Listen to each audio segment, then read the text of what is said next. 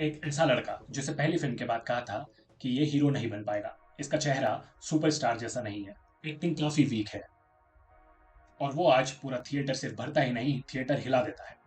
और जैसे वो थिएटर हिलाता है, उसी तरीके से 2026 में उसने तमिलनाडु की पूरी पॉलिटिक्स हिला दी। वो है विजय थालापति। आज हम विजय थालापति की बात करेंगे, लेकिन सिर्फ उनकी मूवीज की नहीं, उनके दिमाग की, उनकी जर्नी की, और उस माइंडसेट की जिसने एक हेवीली ट्रोल्ड एक्टर को थालापति स्टार बना दिया। क्योंकि विजय की जर्नी सिर्फ एक नॉर्मल सुपरस्टार जैसी नहीं है, ये जर्नी है साइलेंस की, पेशेंस की, पब्लिक कनेक्शन की, और एक ऐसे इंसान की जिसने 30 साल तक बिना ज्यादा बोले लोगों के इमोशंस और दिमाग पे कंट्रोल किया है। वेलकम टू बातें विद आकाश, और आज हम विजय थालापति के 30 साल की जर्नी की एक एक लेयर खोलेंगे। बात है 1992 की, फिल्म नालैया थिरुपु। विजय इस फिल्म से लॉन्च हुए थे।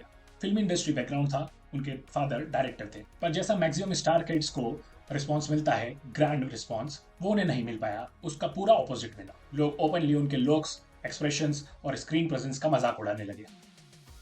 साउथ इंडस्ट्री में उस वक्त दो सबसे बड़े मेगा स्टार रूल कर रहे थे, रजनीकांत और कमल हसन, और उनके बीच विजय जैसा सिंपल लुकिंग बॉय है, ना तो इंटिमिडेटिंग पर्सनालिटी, ना हीरो वाला लुक। पर यही विजय की यूएसपी बन गई। विजय ने बात बहुत जल्दी समझ ली कि उन्हें किसी की कॉपी नहीं बनना है। उन्हें पता था रजनीकांत और Kamal Haasan larger than life है, तो उन्होंने इसका पूरा उल्टा रूट चूज किया। वो बने boy next door, middle class लड़का, सिंपल सा दिखने वाला लड़का, फैमिली ओरिएंटेड हीरो, इमोशनल सन, प्रोटेक्टिव ब्रदर। हुए उनकगा, लव टुडे, कदालुक्कू, मर्यादी, इन फिल्म्स ने विजय को मासेस के घर तक पहुंचा दिया। ऑडियंस उनसे रिलेट करने लगी। ऑडियंस को लगा ये तो हम जैसा ही दिखता है, ये हम जैसा ही रहता है।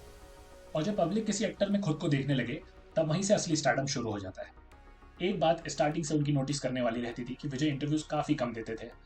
ना कोई कंट्रोवर्सी में पड़ते थे, ना ज्यादा इंटरव्यूज, ना ज्यादा मीडिया अपीयरेंसेस। चाहे कंट्रोवर्सी हो, चाहे ट्रोल्स हो, चाहे हेट्स हो, वो उस पर कोई रिस्पॉन्स नहीं देते थे। लोग इसे शाइनेस समझते थे, पर इन रियलिटी ये उनका वेपन था। लोग जितने ज्यादा मिस्टीरियस होते हैं, लोग उनके बारे में उतना ज्यादा जानना चाहते हैं। जितना कम आदमी एक्सप्लेन करता है, ऑडियंस उनके बारे में उतना ही ज्यादा सोचती है। और विजय ने इसी साइकोलॉजी को परफेक्टली यूज किया। उनके फिल्मोग्राफी में भी देखना, वो ज्यादा ओवर एक्टिंग नहीं करते।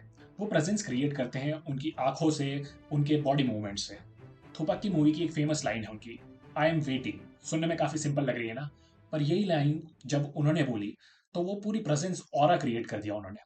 मिस्टर मूवी में जब वो जेडी कैरेक्टर में थे, तो काफी कूल, कैजुअल एंड काम थे। तब लोगों को समझ में आ गया कि कूलनेस फोर्स से नहीं, कंट्रोल से आती है।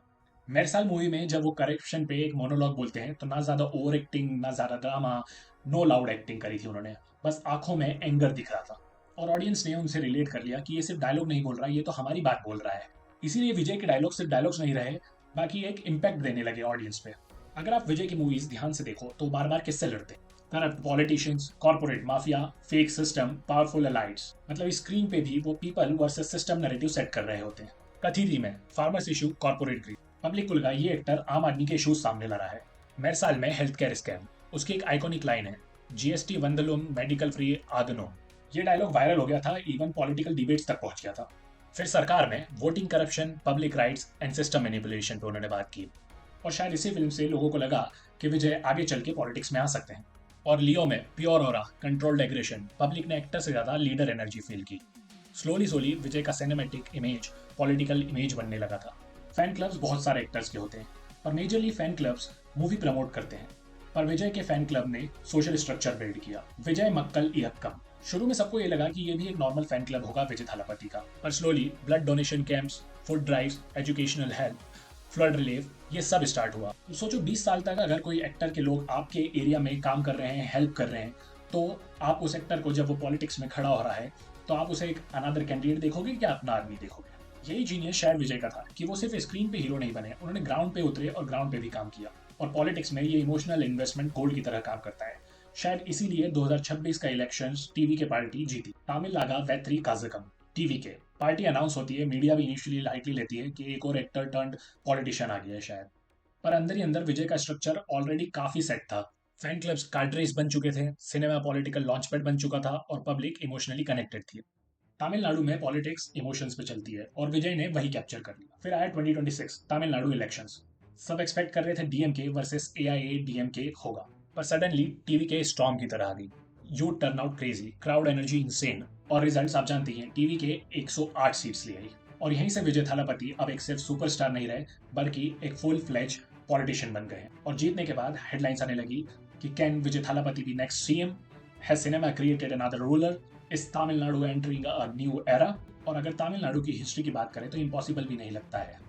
एमजीआर, जयललिता, ये भी काफी बड़े स्टार्स थे और जो पॉलिटिक्स में आए फिर। अब एक सोचने वाली बात भी आती है, जब एक एक्टर 200-250 करोड़ पर मूवी चार्ज कर रहा हो, पैन इंडिया पॉपुलरिटी एंजॉय कर रहा हो, फिर वो पॉलिटिक्स में क्यों आया? क्योंकि शायद विजय थालापति को भी ये समझ में आ गया था कि स्टारडम तो टेम्पररी होता है पर लेगेसी परमानेंट होती है। वो सिर्फ बॉक्स ऑफिस पे किंग बन के नहीं रहना चाहते थे, बल्कि कुछ इम्पैक्ट भी करना चाहते थे। इसीलिए करियर पीक पे होने के बाद भी उन्होंने सडन पॉलिटिक्स में एंट्री मारी। ये काफी रिस्की था, बहुत रिस्की, पर शायद यही चीज पब्लिक को ज्यादा इंप्रेस कर गई। विजय की स्टोरी हमें एक चीज सिखाती है कि लोग आपको ट्रोल कर सकते हैं, आपका मजाक उड़ा सकते हैं, पर अगर लॉन्ग टर्म गोल हो, पेशेंस हो और पब्लिक का ट्रस्ट हो, तो आदमी ट्रोल से लेजेंड बन सकता है। आज विजय थालापति सिर्फ एक एक्टर नहीं है, वो इमोशन है, एस्पिरेशन है, एक मूवमेंट है। अब देखने वाली बात ये होगी कि थालापति सिर्फ स्क्रीन तक लिमिटेड रहेंगे या हिस्ट्री बुक्स में भी अपना नाम दर्ज करवा लेंगे। जैसे मूवीज में ग्रैंड ऑरा लेके आते हैं, पॉलिटिक्स में, रियल लाइफ में भी वैसा ही ला पाएंगे। और आपको उनकी कौन सी मूवी ने सबसे ज्यादा इम्पैक्ट किया, कमेंट में जरूर बताएं और सब्सक्राइब करें बातें विद आकाश। Thank you.